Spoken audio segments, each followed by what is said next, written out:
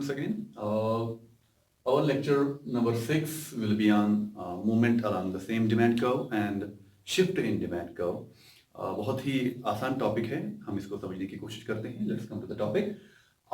सबसे पहले हम पढ़ेंगे what is movement along the same demand curve और उसके बाद हम शिफ्ट इन डिमांड कर्व देखेंगे. जैसे कि मैंने आपको बताया ऑलरेडी दैट अगर हम किसी भी कमोडिटी की डिमांड हम देखेंगे, अगर हम डिमांड फंक्शन हम पढ़ते हैं, वो किस पे डिपेंड करता है? उस कमोडिटी के प्राइस पे, इनकम ऑफ द कंज्यूमर पे, प्राइस ऑफ रिलेटेड गुड्स पे, tastes, preferences, expectations, population size etcetera etcetera. So these are actually the determinants of demand. इनकी वजह से ये डिमांड इफेक्ट होती है, चाहे इंक्रीज होती है, डिक्रीज होती है. अच्छा, तो अब हर किसी का इफेक्ट इस डिमांड इस quantity demand of x commodity के क्वांटिटी डिमांड पे अलग तरीके से हर कोई डिटरमिनेंट जो है इफेक्ट करता है. तो अब इनमें से कुछ ऐसे फैक्टर्स हैं जिनकी वजह से हमारी डिमांड कर्व जो है शिफ्ट हो जाती है, चाहे वो फॉरवर्ड शिफ्ट हो या बैकवर्ड शिफ्ट हो, या तो फिर मूवमेंट होती है along the same demand curve. मिसाल के तौर पर अगर मैं प्राइस और अदर देन प्राइस की बात करूं, price and other than price, इन सबको मैं अदर देन प्राइस बोलता हूं. सो अदर देन प्राइस जहां भी मैं इसके बाद यूज करूं, other than price I mean that's income, price of related good, tests, expectations, population size, distribution of income etcetera etcetera. तो सबसे पहले हम इस प्राइस के हिसाब से देखेंगे कि प्राइस की वजह से इंक्रीज और decrease in price, how this makes a change in quantity demand. और अगर वो क्वांटिटी डिमांड चेंज होती है, उसकी वजह से क्या शिफ्ट होता है या movement along the same demand curve होती है. जबकि जब हम अभी ये एक थ्रू स्केड्यूल और डिमांड कर्व देखेंगे तो हमें दो खुद ही समझ में आ जाएगा. तो सबसे पहले हम बात करेंगे movement along the same demand curve. तो movement along the same demand curve जो होता है, इसकी वजह से या तो एक्सटेंशन इन डिमांड होता है या फिर कंट्रैक्शन इन डिमांड होता है.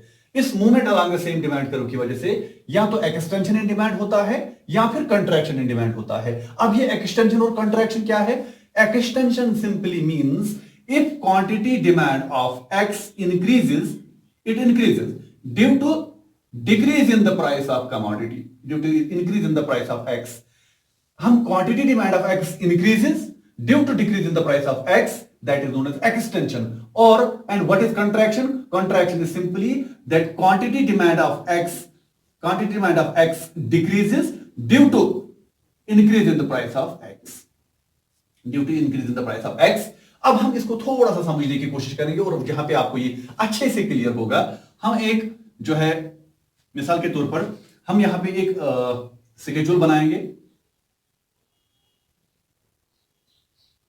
For example, this is price of x and this is quantity demand for x. अब मिसाल के तौर पर हमारा प्राइस जब 5 था, हम क्वांटिटी डिमांड फॉर एग्जांपल 10 हम डिमांड कर रहे थे, और when this price increases from 5 to 10, our quantity demand decreases from 10 to 5. See, so अगर हम यहां पे देखें, यहां पे हमें क्लियर हो जाता है that the increase in price from 5 to 10 leads to decrease in quantity demand from 10 to 5. अगर हम इसी को प्लॉट करें, अगर हम इसी को यहां पे ग्राफ पे प्लॉट करें, say this is 5 and this is 10, this is 5 and this is 10, this is quantity demand for x and this is price for x.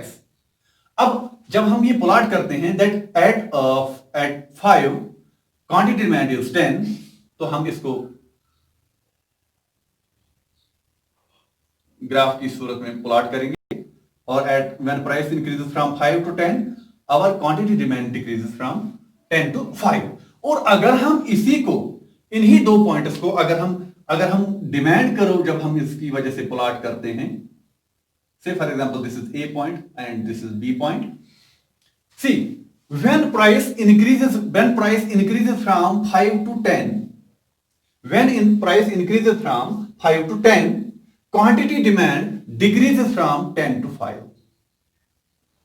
जब हमारा प्राइस इंक्रीज होता है 5 से 10, हमारी क्वांटिटी डिमांड डिक्रीज होती है 10 to 5. सो हम जब पहले ये 5 प्राइस पे बी पॉइंट पे था, अब ये 10 प्राइस पे ए पॉइंट पे है, सो दिस जो ये चेंज इसने अपनी पोजीशन की from B to A, from B to A जब इसने ये मूवमेंट की, लेकिन अराउंड द सेम डिमांड करो, एक ही डिमांड करो है, इसको हम कहते हैं कॉन्ट्रैक्शन इन डिमांड, क्योंकि हमारी जो डिमांड है वो कंट्रैक्ट हुई, कंट्रैक्शन इन डिमांड।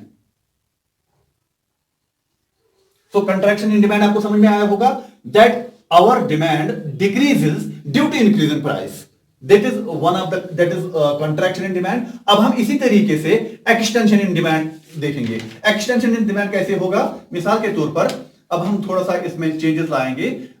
मिसाल के तौर पर जब हमारा प्राइस 10 था, या sorry when our price was 10, our quantity demand was 20, and when price decreases from 10 to 5, our quantity demand increases from, for example, say 20 to 30. If this is the case, and we will plot it on the graph, see what changes there would be. अगर हम अब इस demand schedule को अगर हम plot करेंगे graph पे, this is price and this is quantity demand, price is 5 and this is 10, और quantity demand हमारी 10, 20 and 30, 10, 20, 30. So see, आप हम 10 रुपीज जब हमारा प्राइस है आप commodity X, we are demanding 20, say this is like something like this, and when price decreases from 10 to 5, our quantity demand increases from 5 to 20 to 30. So at price 5, our quantity demand increases to 30. See, at first he was on point A, now he changes his position to B. So there is decrease in price. This decrease in price leads to increase in quantity demand. अगर हम इसको demand करो plot करेंगे, हम ये देख रहे हैं कि जब डिक्रीज इन प्राइस होता है from 10 to 5, quantity demand is increasing from 20 to 30. So there is actually हम अपनी क्वांटिटी डिमांड इंक्रीज कर रहे हैं. Then that quantity, that increase in quantity, that change in quantity और increase in quantity is due to decrease in price. So जो यहां पे इसने मूवमेंट अपनी चेंज की, movement along the same demand curve, this is known as extension in demand.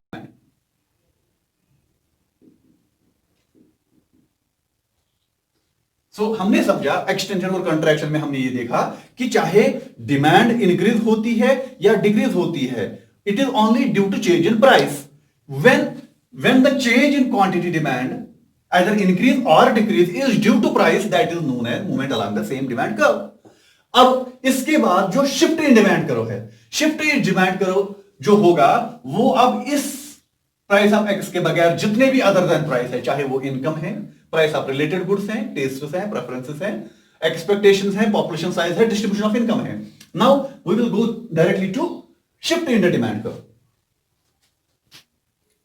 तो हमें यह समझा कि चाहे हमने एक्सटेंशन पढ़ा या कॉन्ट्रैक्शन पढ़ा, it was due to increase और decrease in the price of commodity. अब जो बाकी फैक्टर्स हैं अदर देन प्राइस, जिनको मैंने बोला, चाहे वो इनकम है, प्राइस ऑफ रिलेटेड गुड्स या जो भी हैं, तो अब अभी तक हमने इनको कांस्टेंट रखा था, चाहे वो income of consumer, price of related, ये सब हमने कांस्टेंट रखे थे. इस वजह से हम प्राइस चेंज कर रहे थे और उसकी वजह से क्वांटिटी डिमांड या तो इंक्रीज हो रही थी या डिक्रीज हो रही थी, और जिसको हमने एक्सटेंशन और कॉन्ट्रैक्शन के मुताबिक हमने समझा और पढ़ा.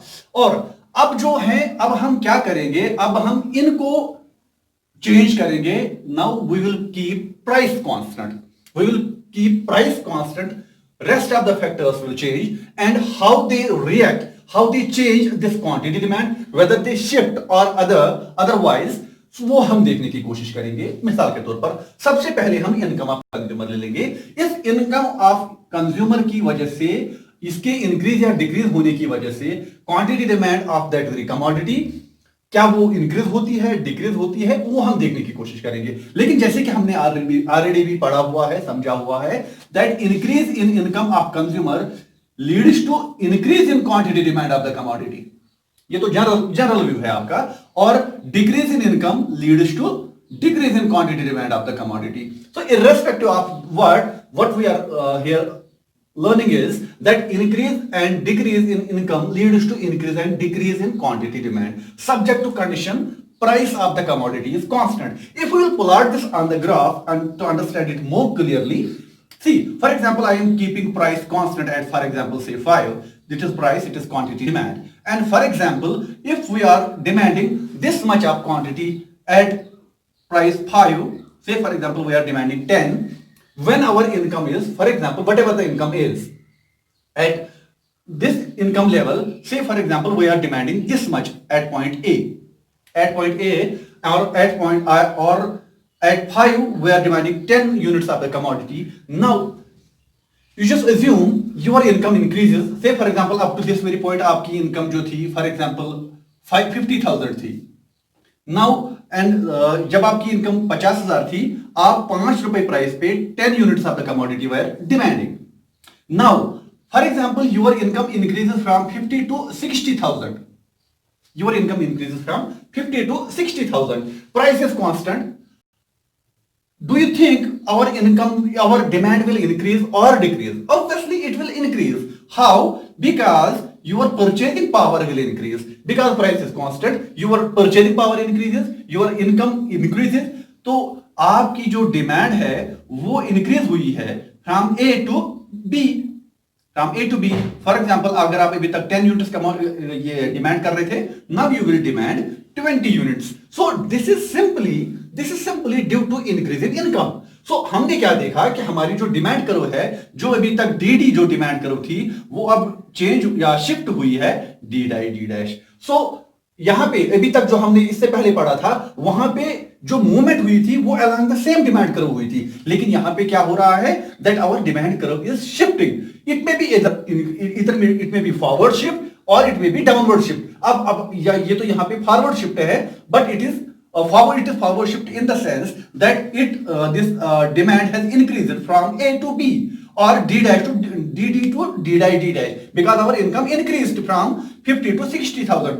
Now there is also the case it may decrease from 60,000 to 40,000. If that is the case, this demand curve will shift backwards. लेकिन अभी हम जो पढ़ रहे हैं, अभी हम वो पढ़ रहे हैं कि अगर हमारी इनकम इंक्रीज होती है, अगर हमारी इनकम इंक्रीज होती है from 50 to 60,000, our demand curve is shift from DD to D dash. So this change from A to B is known as increase in demand.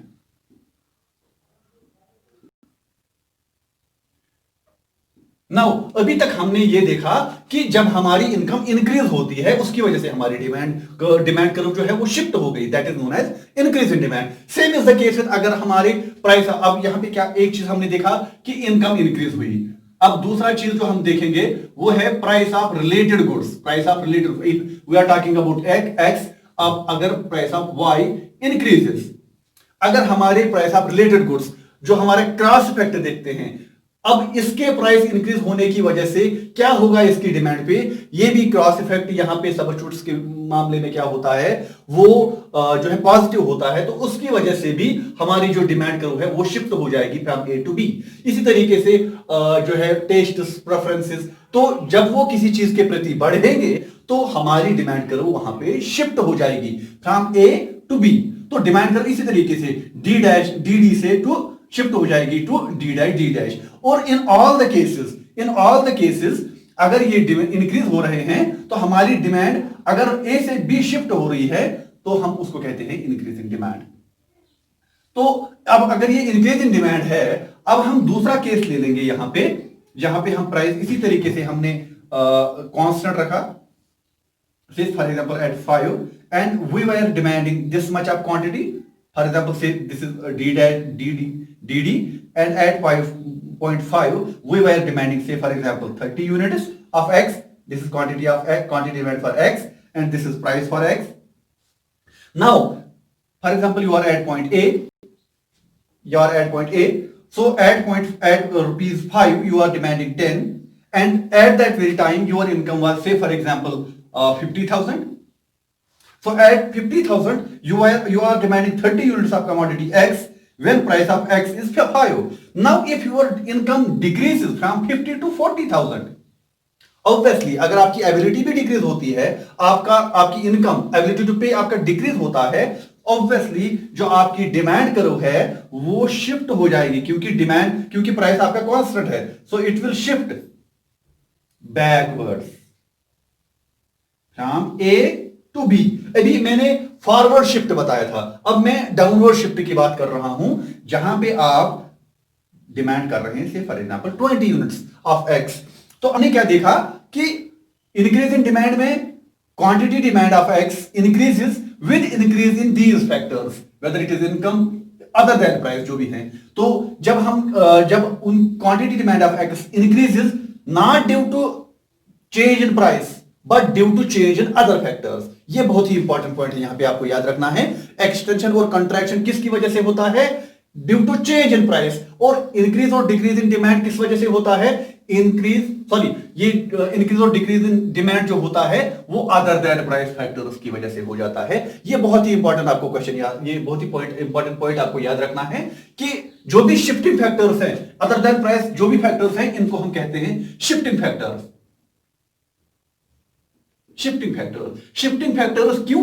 ये इसका क्या रीजन है why they are called as shifting factors? Simply because their change अगर वो थोड़े से increase या decrease हो जाते हैं, उनकी वजह से हमारी जो डिमांड कर्व है वो मूवमेंट नहीं करती है एक पॉइंट से दूसरे पॉइंट, बट इट शिफ्ट्स। इधर इट में बी आउटवर्ड शिफ्ट और इट में बी बैकवर्ड शिफ्ट। जैसे कि मैंने आपको यहाँ पे इंक्रीज इन इनकम और डिक्रीज इन इनकम की वजह से मैंने आपको समझाने की कोशिश की। होप आपको ये समझ में आया होगा। इनकेस के अगर आपको फिर भी कोई क्वेश्चन है तो आप मुझे वो कमेंट सेक्शन में बताएंगे, ताकि मैं फर्दर जब भी मैं कोई दूसरा लेक्चर इसके बारे में अपलोड करूं तो उस जगह में आपके वो सभी पॉइंट्स इसमें इंक्लूड करूं। और इसके बाद जो मेरा टॉपिक होगा वो ये होगा price elasticity of demand and what are the factors which are affecting the price elasticity of demand और measurements of price elasticity of demand. ये मैं दूसरे लेक्चर में आप तक पहुंचाने की कोशिश करूंगा। Thank you, take care.